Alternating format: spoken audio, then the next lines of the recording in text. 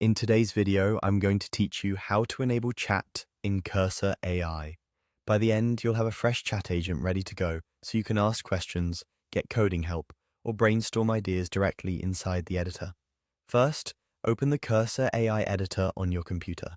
Launch it the way you normally would for your projects. Once it loads, you should see the main workspace. Cursor is designed to make this simple, so you won't need to dig through complicated menus. Just make sure the editor window is active and fully loaded before moving on. From here, you'll want to be on the home page. This is the central hub where you can access recent work and manage your chat agents. If you've just opened the app, it typically starts on home by default.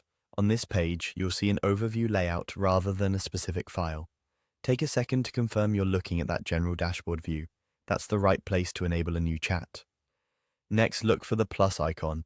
This is the control you'll use to create a new agent to chat with. The plus icon is usually easy to spot and is associated with adding something new in the app. Click it to spin up a fresh chat agent. Creating an agent gives you a dedicated space to have conversations, so your questions and answers stay organized and separate from other chats you might start later. As soon as you click the plus icon, you'll see a new chat interface appear. This is where you can begin chatting with Cursor AI. You'll have a message box at the bottom and the main area will be ready to display responses.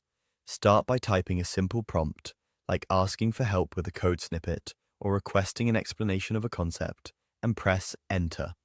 Cursor AI will respond in that thread and you can keep the conversation going naturally. A few quick tips to get the most out of chat. Be specific with your prompts so the agent understands your intent and provide any key details or constraints you're working with. If you're exploring an idea, you can iterate, refine your question, and the agent will follow along. Since this is a dedicated chat space, you can return to it later and pick up right where you left off. That's all there is to it.